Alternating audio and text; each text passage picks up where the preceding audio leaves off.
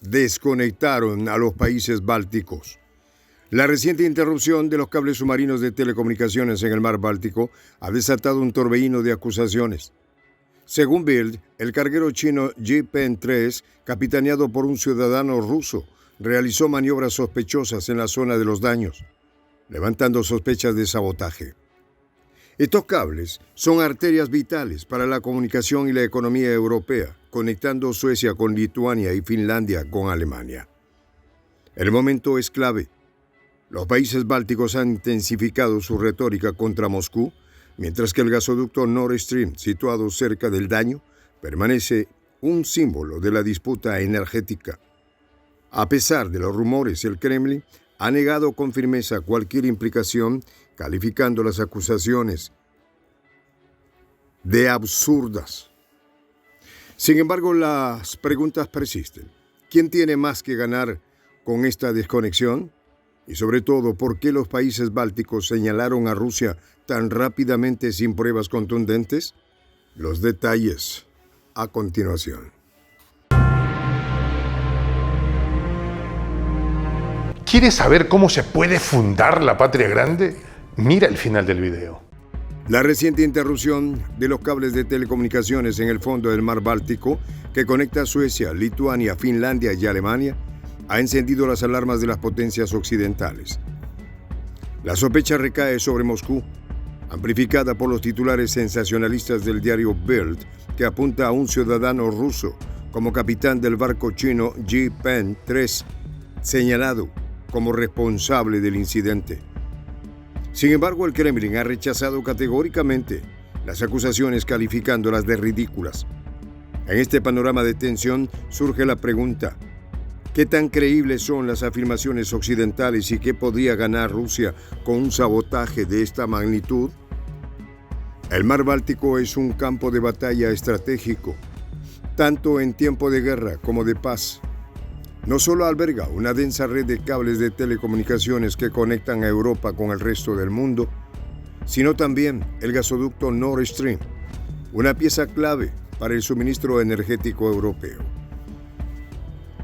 Estos cables, que aseguran la transmisión de datos, de transacciones financieras y comunicación entre países, son una columna vertebral invisible de la infraestructura moderna. El daño reportado al cable Xenia Sea Lion 1, ubicado junto al gasoducto, resalta la vulnerabilidad de estas líneas críticas. Mientras tanto, el cable del operador lituano Telia, que conecta a Suecia y Lituania, también sufrió daños el mismo día. La coincidencia ha sido suficiente para que los dedos apunten directamente hacia Rusia. Sin embargo, hay detalles que no encajan del todo. El director de tecnología de Telia reconoció que su infraestructura es antigua y que no es la primera vez que enfrentan incidentes. A pesar de esto, los gobiernos de Suecia y Lituania no dudaron en avivar las sospechas, mencionando la peligrosa vecindad con Rusia. Este tipo de narrativa recurrente en los países bálticos parece más una estrategia política que una conclusión basada en hechos. En un mundo donde las tensiones geopolíticas están al límite, cualquier incidente se convierte en una oportunidad para demonizar a Moscú. El barco Jipen 3, señalado como el posible culpable, levantó sospechas debido a su ruta irregular en la zona. Según informes daneses, 2 buques de guerra siguieron de cerca al carguero, una escena que fácilmente podría interpretarse como una operación encubierta. Pero ¿por qué un barco chino con un capitán ruso habría de dañar deliberadamente cables submarinos? ¿Y por qué las autoridades danesas no detuvieron la embarcación antes de que ocurriera el supuesto sabotaje? Estas preguntas revelan la fragilidad de las acusaciones y dejan entrever la posibilidad de que este incidente sea utilizado como un pretexto para culpar a Rusia sin pruebas contundentes. La relación histórica entre Rusia y los países bálticos no puede ser ignorada. Desde la caída de la Unión Soviética, las naciones bálticas han intentado distanciarse de Moscú, alineándose con la OTAN y la Unión Europea. Este alejamiento no ha sido fácil ni pacífico. Lituania, en particular, ha adoptado una postura abiertamente hostil hacia Rusia, restringiendo su comercio y reforzando su presencia militar en la región. Suecia, aunque oficialmente neutral, ha intensificado sus ejercicios militares en el Báltico, cada vez más cerca de las aguas territoriales rusas. En este contexto, cualquier incidente se magnifica como una amenaza existencial. La geopolítica del Mar Báltico es clave para entender por qué Rusia podría estar interesada en controlar esta región. El acceso al Báltico no solo asegura rutas comerciales estratégicas, sino que también permite proyectar poder en el norte de Europa. Desde el punto de vista ruso, la militarización creciente de la región por parte de la OTAN y los ejercicios navales de países como Suecia representan una provocación directa. Al mismo tiempo, la presencia de infraestructuras críticas como el Nord Stream convierte al Báltico en un blanco estratégico para operaciones encubiertas, tanto defensivas como ofensivas. Sin embargo, culpar a Rusia por este incidente sin pruebas claras podría ser una estrategia de desinformación. En el 2022, tras las explosiones en el gasoducto Nord Stream, Moscú fue señalado como el principal culpable, a pesar de la falta de evidencia concluyente. Más tarde se filtraron informes que sugerían la participación de otros actores, incluida una operación encubierta de la OTAN. Este patrón de acusaciones precipitadas y cambios de narrativa muestran cómo los eventos en el Báltico se utilizan como herramientas en una guerra de propaganda. Desde la perspectiva rusa, el incidente de los cables podría interpretarse como un intento de los países bálticos y sus aliados occidentales de justificar una mayor militarización de la región. Al culpar a Moscú, Suecia y Lituania pueden reforzar sus solicitudes de apoyo militar a la OTAN y endurecer las sanciones contra Rusia. Pero esto no significa que el Kremlin esté dispuesto a quedarse de brazos cruzados. Las declaraciones tajantes del representante oficial de Vladimir Putin dejan claro que Rusia no aceptará ser convertida en el chivo expiatorio de estos incidentes.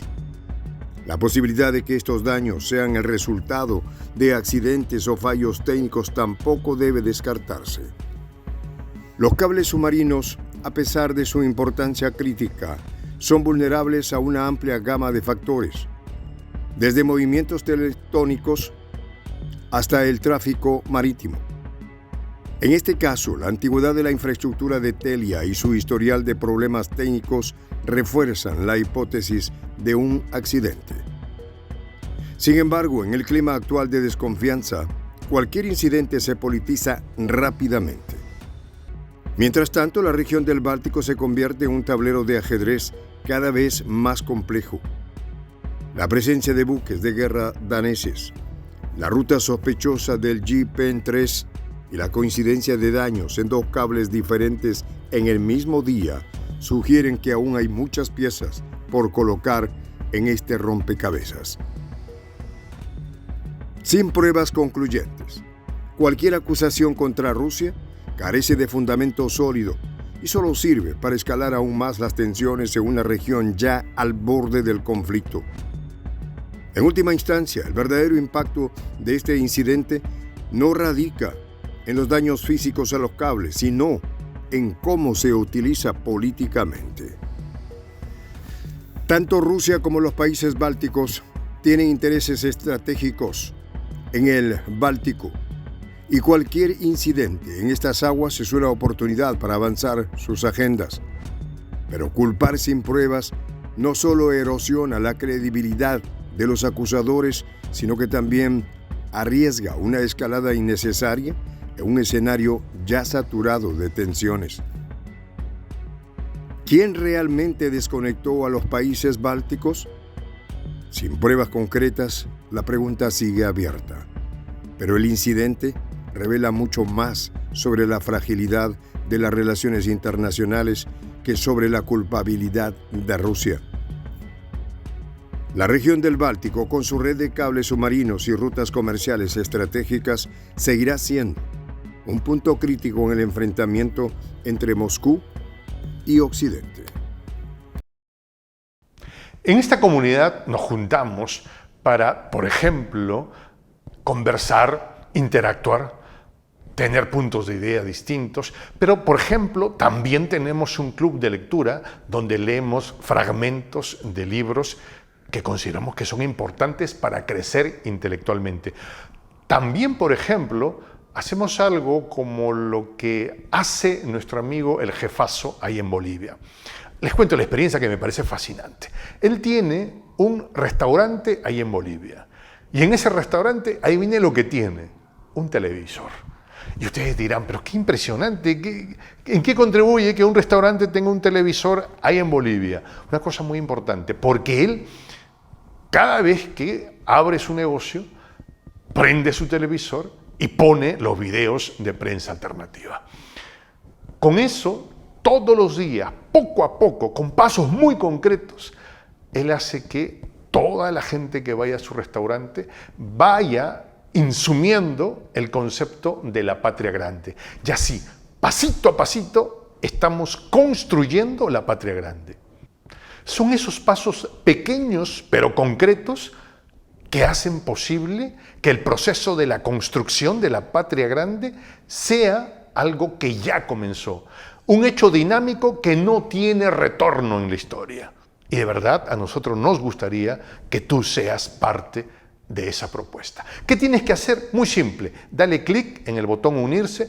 De hecho, al hacerlo también contribuirás con una pequeña cantidad de dinero que permitirá que Prensa Alternativa produzca más y mejores videos. De verdad que te esperamos.